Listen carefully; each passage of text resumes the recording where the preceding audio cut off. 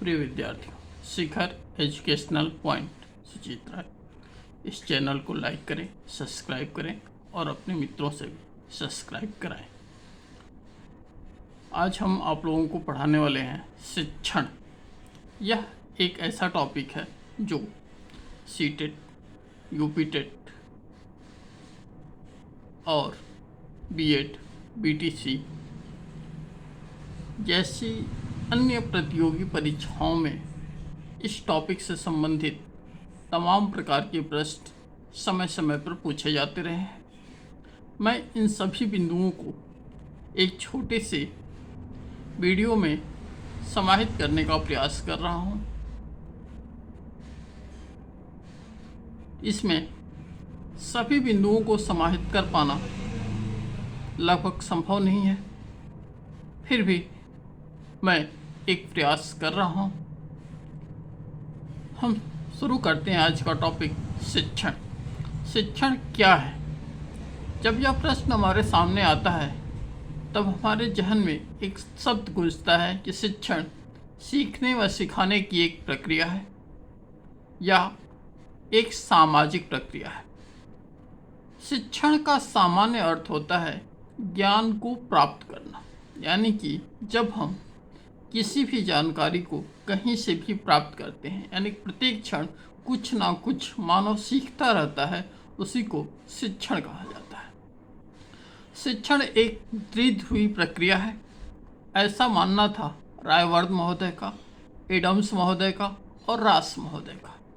जबकि शिक्षण एक त्रिध्रुवी प्रक्रिया है, ऐसा जॉन डेवी ने कहा है। त्रिध्रुवी प्रक्रिया में उन्होंने शिक्षक, छात्र और पाठ्यक्रम को समाहित किया है। एक विद्वान थे मोरिसन महोदय। उन्होंने कहा कि शिक्षण वह प्रक्रिया है जिसमें अधिक ज्ञानवान व्यक्ति अपने से कम ज्ञानवान व्यक्ति को ज्ञान देता है, यानी कि एक अधिक ज्ञानी व्यक्ति, एक अधिक अनुभवी व्यक्ति अपने से कम अनुभवी व्यक्ति को अपने समान अनुभवी बनाना चाहता है। उसी प्रक्रिया को शिक्षण कहा जाता है। एल एन गेज महोदय ने कहा है कि शिक्षण एक प्रकार का पारस्परिक प्रभाव है, उद्देश्य है, जिसमें दूसरे व्यक्ति के व्यवहार में वांछित परिवर्तन लाया जाता है। अर्थात एक व्यक्ति के व्यवहार में परिवर्तन लाने के लिए जिस प्रकार का कार्य किया जाता है उसे शिक्षण कहा जाता है, एल एन गेज महोदय के अनुसार।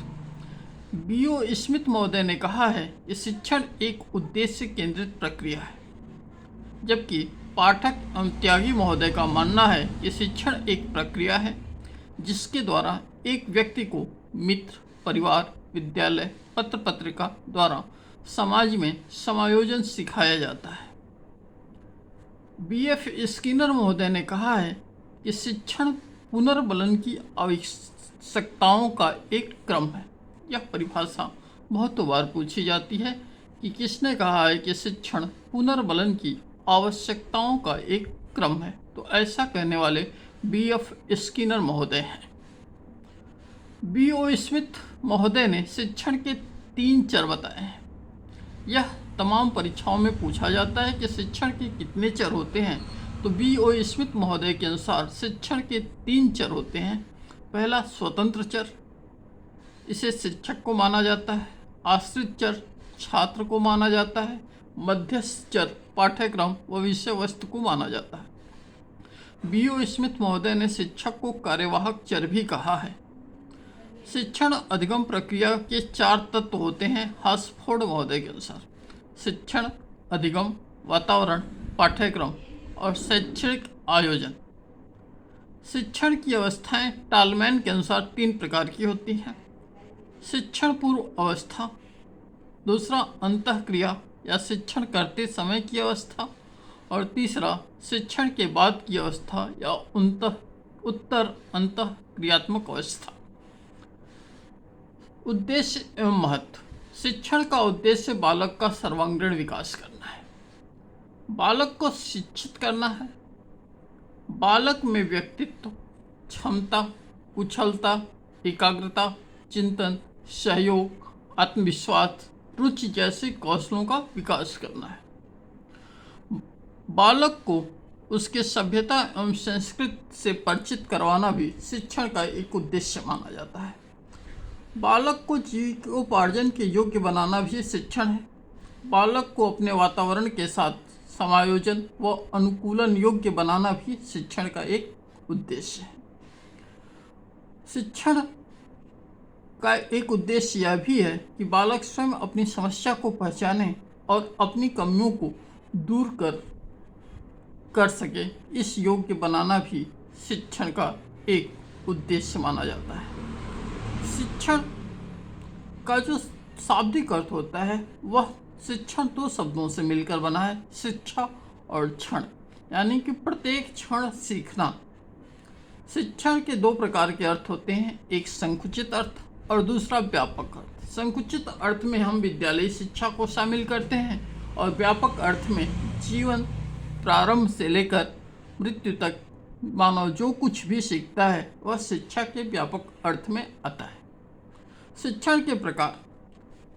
शिक्षण को 5 प्रकारों में बांटा गया है। शासन प्रणाली के आधार पर शिक्षण 3 प्रकार का होता है।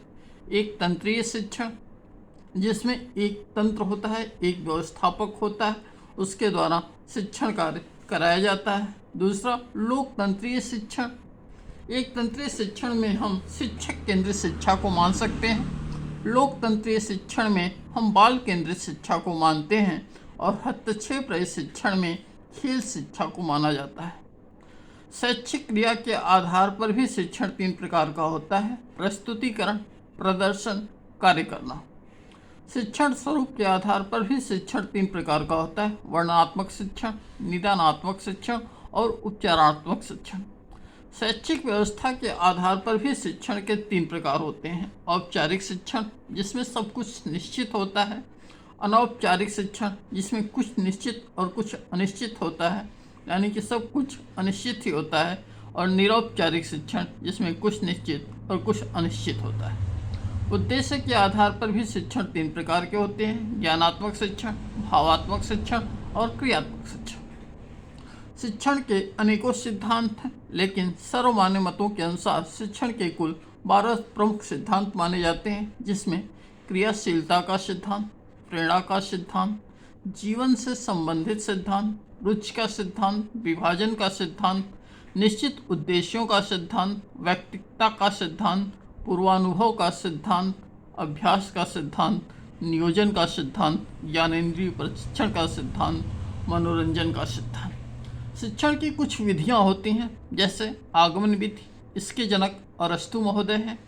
इसमें उदाहरण से नियम की ओर जाया जाता है। इस शिक्षण विधि में स्थूल से सूक्ष्म की ओर, ज्ञात से अज्ञात की ओर, मूर्त से अमूर्त की ओर जैसे शिक्षण सूत्रों का प्रयोग किया जाता है। निगमन विधि, इसके जनक भी अरस्तु हैं। इसमें यह आगमन विधि का ठीक उल्टा है। इसमें सूक्ष्म से स्थूल की ओर, अज्ञात से ज्ञात की ओर और नियम से उदाहरण की ओर जैसे सूत्रों का प्रयोग किया जाता है। प्रोजेक्ट विधि के जनक किलपैट्रिक महोदय हैं। प्रत्यक्ष विधि, इसमें बिना व्याकरण के नियमों का ज्ञान कराए भाषा को सिखाया जाता है, यानी प्रत्यक्ष जो होता है वही सिखाया जाता है।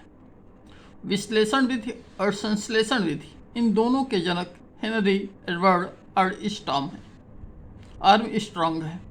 मारिया मॉन्टेसरी विधि, मारिया मॉन्टेसरी इटली की चिकित्सक थी और इन्होंने 2.5 से लेकर 6 वर्ष के बच्चों पर प्रयोग किया था और मानसिक विकलांग बच्चों पर प्रयोग किया था, और इसके आधार पर इन्होंने अपने शिक्षण सिद्धांत को दिया।